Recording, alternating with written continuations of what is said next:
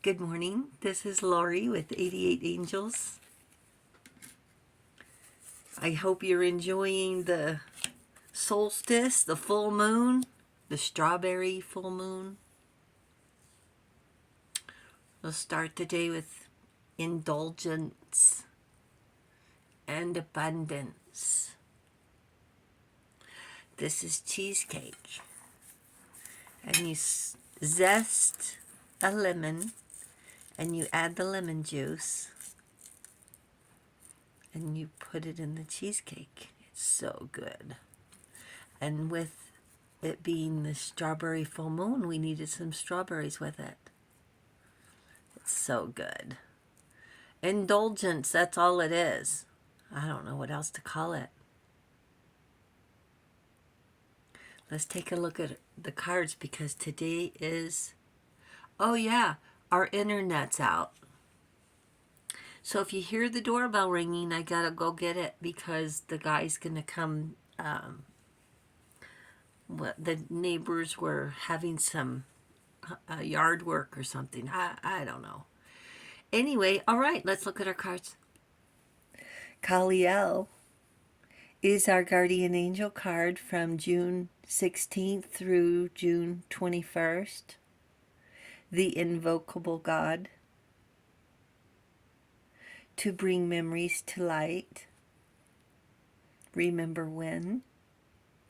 Kaliel wants us to have justice and truth. And wants us to encourage us to persevere. The invocable God. Justice makes truth known in court, causes innocence to prevail. Yeah, don't give up, you guys. Don't give up. Kaliel. Blind justice.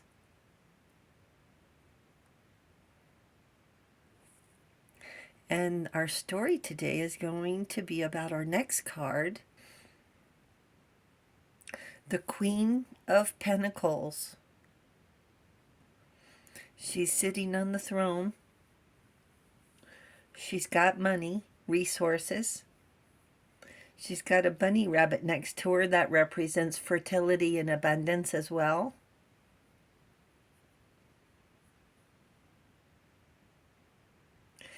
And these stories are just falling right into place. I really enjoyed this one. One sec. Okay, this is the Queen of Pentacles. She's grounded with useful ideas. Madam C.J. Walker lived from 1867 to 1919. That was a long time ago. She was born Sarah Breedlove, and she's the first self-made female millionaire in the United States. I don't know if you've heard this story before, but it's a good one. She was a businesswoman, philanthropist, activist, who created a line of hair and beauty products for black women in the early 1900s. She broke racial and gender barriers. She's an advocate for civil rights and social justice. And her quote, to quote her, I had make my own living and my own opportunity, but I made it. Don't sit down and wait for the opportunities to come. Get up and make them. That's profound. After her husband was murdered by a white lynch mob, it's so disgusting, Sarah and her daughter moved from Louisiana to St. Louis, Missouri. She begins working as a laundress and house cleaner. So she set out to make a better life for herself, didn't she? Who's going to clean houses? That's got to be hard work.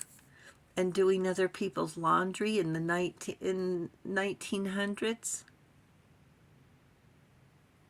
So she started with nothing. So while she was working, she noticed her hair falling out, I guess from the chemicals she was using to clean.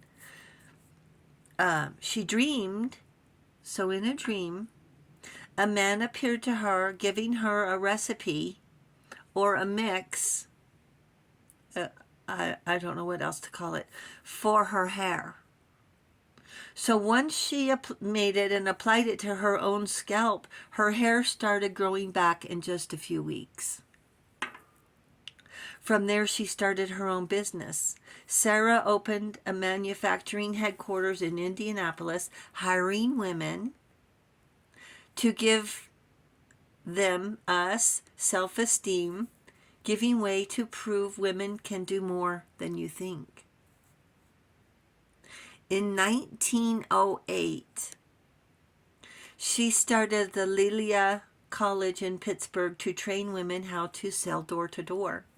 She moved to New York, becoming heavily involved in society and the NAACP anti-lynching campaign, traveling to the White House, at the same time donating to the Tuskegee Institute and other African American schools. So she wasn't keeping it all for herself. She was using it to better the world.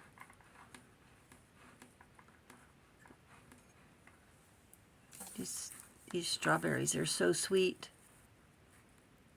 The light just switched. Okay, so in New York City, she builds a 34-room mansion on 4 acres along the Hudson River named Villa Lawaro.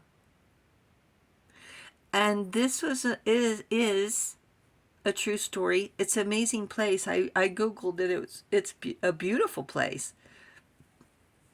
Today it's restored as a historical landmark to embrace the optimism and perseverance of the American entrepreneurial spirit.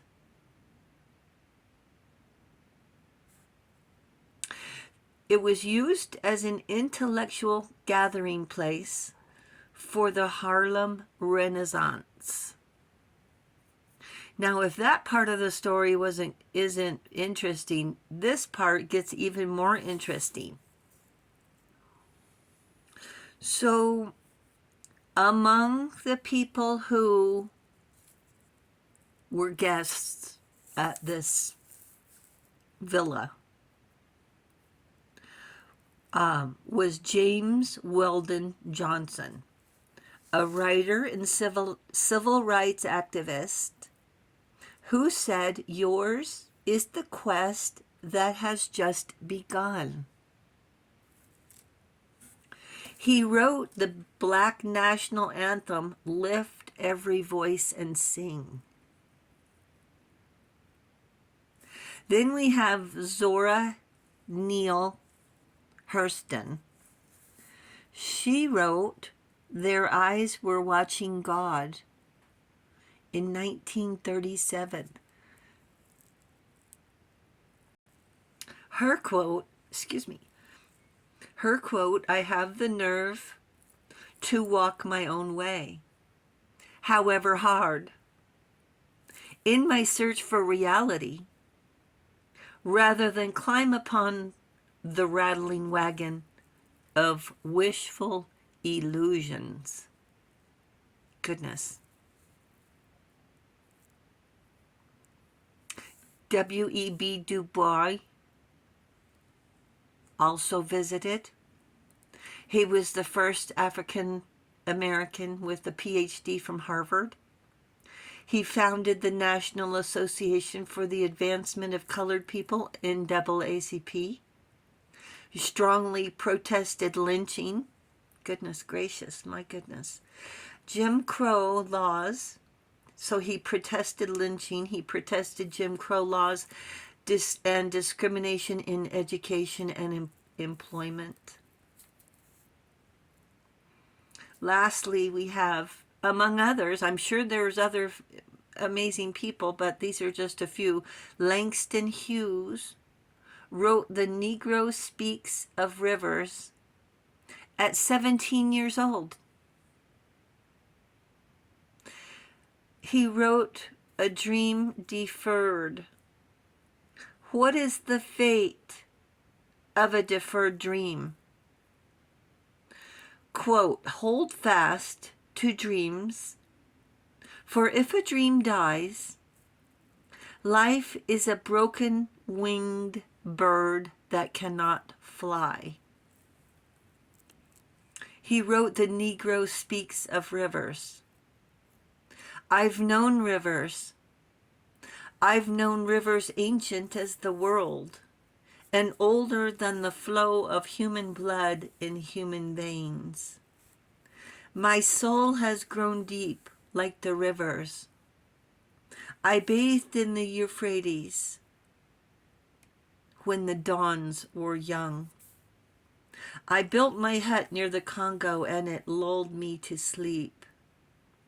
I looked upon the Nile and raised the pyramids above it.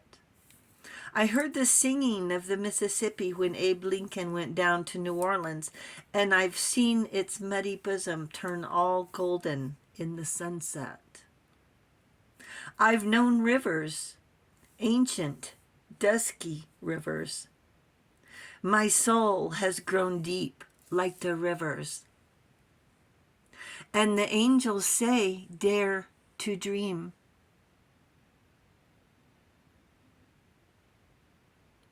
Thank you, angels.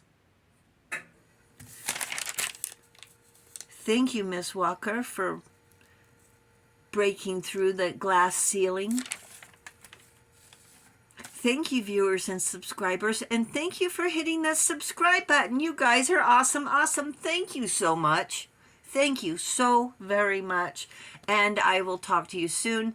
I hope you guys get through this solstice and full moon stuff. My internet's still out, so I will talk to you soon. I love you. Bye.